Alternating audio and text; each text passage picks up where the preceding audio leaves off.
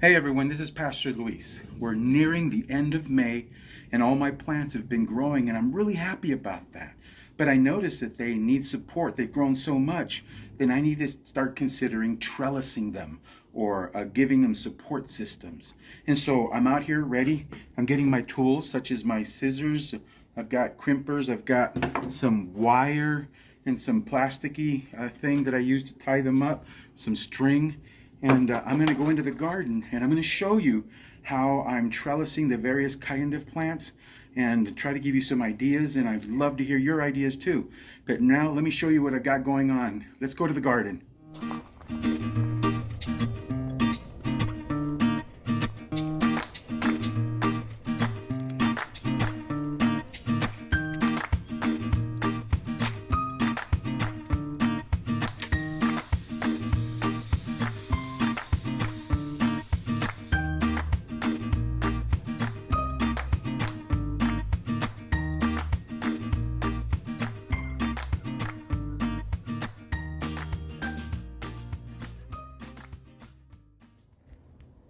Okay, so what you're looking at now is one of my homemade trellises.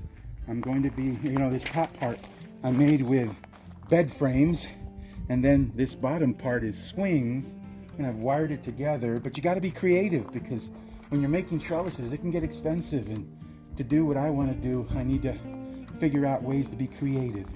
I want to focus in here on our butternut squash. As you can tell, it's been growing and it's really happy. And I'm hoping to see some fruit production really soon. But what I need to do is support it. And so I'm getting these strings and I'm tying them here because I've got quite a bit of this growth that you can see down in here. And the plant wants to grow. And what I'm going to do is I'm going to train it. I'm going to guide it so it goes up into the trellis and it'll keep going up. And they call this vertical growing. And there's a lot of reasons why we want to do that. First and foremost, is because it allows the plant to breathe.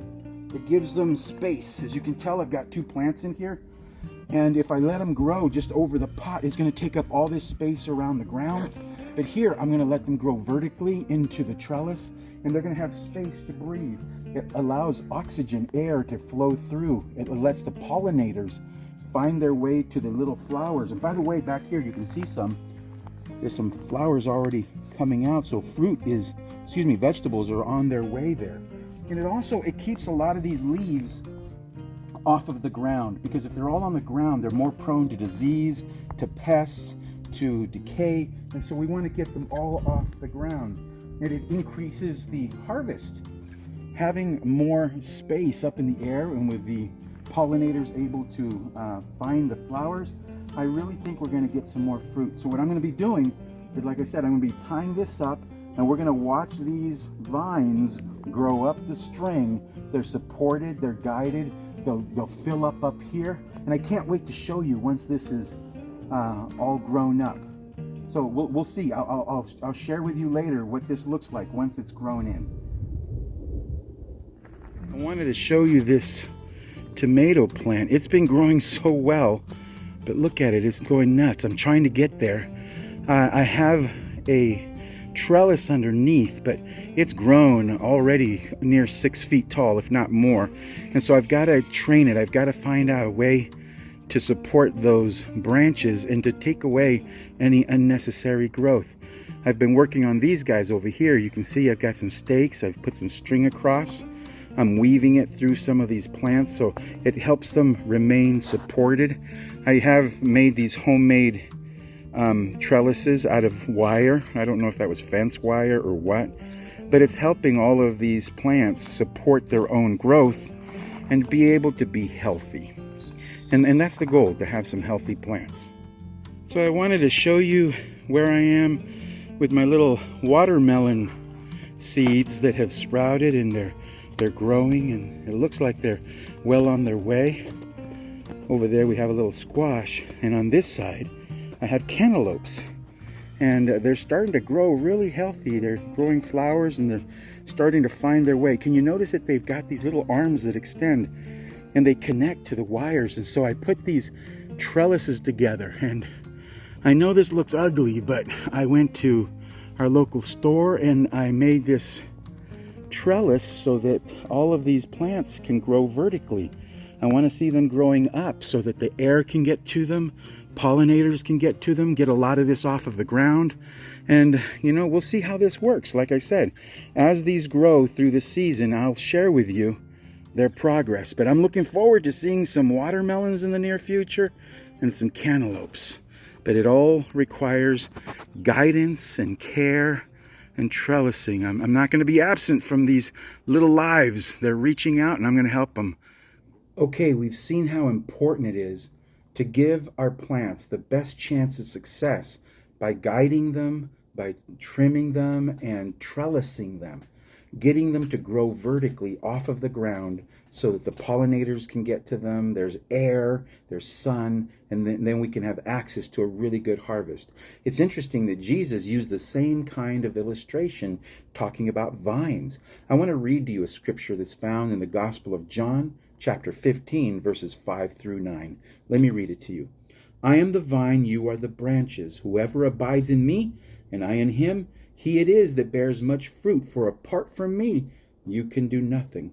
If anyone does not abide in me, he is thrown away like a branch and withers, and the branches are gathered, thrown into the fire, and burned. If you abide in me, and my words abide in you, ask whatever you wish, and it will be done for you. By this my Father is glorified, that you bear much fruit, and so prove to be my disciples. As the Father has loved me, so I have loved you. Abide in my love. And what we have here is Jesus in the upper room. He's nearing the end of his life, his end of his ministry. He's with his disciples. And in John chapter 13, just 2 chapters previously, Judas, the one that would betray him, the branch that was broken off, he leaves to go do what he's going to do later. Having been left with the 11 disciples, Jesus continues to teach them, and he's trying to tell them that he is going to be going away. He knows how they're going to respond, that they're going to be afraid, that they're going to feel abandoned and unsupported. But he gives them this illustration so that they can be prepared for his crucifixion and his resurrection. And so here in chapter 15 in the upper room, that they're getting ready to go to the garden, and his ministry is going to go into a big transition. And so he teaches them, and he uses the example of the vine. Now, it's important for you to know that his use of the vine was, there was a couple reasons he used it. If you were to go into Jerusalem, into the temple, you would have seen this golden vine in front of the temple, decorating it. And the vine was a symbol of Israel and of the Jewish people. It's also going to be a symbol of the coming Messiah. And so they were familiar with this decoration of the vine. And secondly, it was an illustration that any farmer would have understood, and how vines need to be cared for and how they need to be supported by the growers. And so he's going to use this example, and he's going to talk to them. And I think the big thing that we need to walk away with is understanding a transition. If the Jewish people were accustomed to seeing the vine as a symbol of Israel and a symbol of Judaism, Jesus is saying, I'm going to change this up. No longer is the vine a symbol of the nation of Israel or Judaism. It's a symbol of me.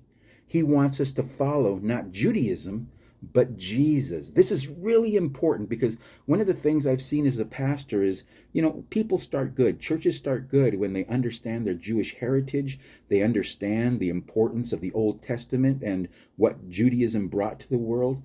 But the mistake they make is starting to act as if God called us to be Jewish. No. And so I see a lot of Christians wanting to be Jewish and to follow Judaism and the rules and laws of Judaism. But Jesus didn't say, go follow Judaism, go become Jews. He said, be Christ followers. I am the vine. Jesus is the vine. So we're not followers of Judaism, we're followers of Jesus. Secondly, we need to know that as this vine needs support, that Jesus would support us in our Christian walk. That the guidance that we would need, the love, he never wanted us to feel like we're abandoned or alone. He would support us. And he tells us here, how can we feel supported? He says, abide in me, and I will abide in you. And we see here from the word abide. Abide means to know or to remain or to live in. for the New Testament, it's another way of saying you're saved. And this position of being saved, of abiding in Christ, is the position of all believers. It's used to describe the intimate and powerful relationship every Christian has with Jesus. And so this abiding is a beautiful, intimate relationship. You find this in the Old Testament, in the book Song of Psalms and Song of Solomon, excuse me. And here is where he says, I am my beloved's, and my beloved is mine. Isn't that a beautiful, beautiful way of illustrating the connectedness, the support, the guidance that they're receiving? And it's important, just like a branch can't survive without the vine, we can't support without Jesus in our heart. And the thing is, even though it's essential, it's still a choice. You need to make that choice to be part and connected to the vine, to abide in him, and he will abide in us. Well, what does it mean that he abides in us? If you notice, like on some tomato plants, or most of my plants, vegetables, when you open up the fruit or the vegetable, there's seeds inside.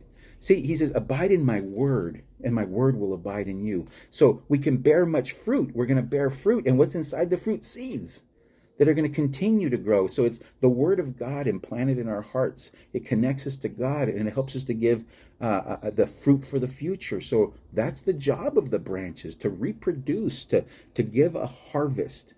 And so Jesus says, as long as you abide in me and I abide in you, you will bear much fruit. You're going to be productive.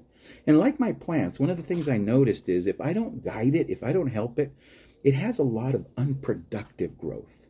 It just grows leaves that don't have a place, and they actually hurt the plant in the long run. So we need Jesus to guide us. It's important. And in verse 6, when it says here that if anyone does not abide in me, he is thrown away like a branch and withers, it's interesting to note that a direct translation of that, when it talks about here, is thrown away or it's cut off. The word there is aero, or ireo, and that actually means to be lifted up. So in this video, I've been talking about vertical growing, and what he's saying here isn't he's just going to throw you away. He's going to lift the vine. He's going to get it off the ground, and he's going to make it grow up. And it's what Jesus is saying. What Jesus is saying here is, I'm going to give you support. You're not abiding in me, but I'm going to do all I can to reach out to you. You're going to hear me in songs. You're going to see me in the lives of your friends. I'm going to be a presence in trying to influence you and draw you close to me. But if at the end of your life, all of my efforts to draw you close and you don't abide in me, then it says, then those branches are gathered and thrown in the fire. And it shows the love and compassion of Jesus trying to draw us in, lifting us up, trellising us. But the consequences come to our decisions if we choose not to follow him. It's essential. We need Jesus. And we were meant to be productive. And like plants, without guidance, we tend to have all kinds of growth that is unproductive. And I think the scriptures through the other writers give the same message. For instance, in Galatians chapter 2, verse 20, the Apostle Paul says, it is no longer I who live, but Christ who lives in me. He said this in the book of Philippians chapter 4, verse 13. I can do all things through him who strengthens me. And the author, Luke, of the book of Acts says, for in him we live and move and have our being. If we make the choice to allow God to trellis our lives, to support us, to lift us up, then we will bear much fruit. We will find the purpose of our lives. But if not, there's going to be a lot of unproductive growth, and we're going to grow tired and weary. We can get sick. There could be pests. There can be problems. And ultimately, if we don't make a choice to be with him, to be saved, then the consequence is separation forever. And, as we think about this, maybe it's something that we need to be praying about. Just as I'm watching the lives of these vegetables and these plants, the choices that are made in how they're trellised and where they're placed, in the end, it'll make a difference in the life of that plant, just like it'll make a difference in our lives. So abide in him, relate to him, trust him. Look forward to seeing you next time in the garden.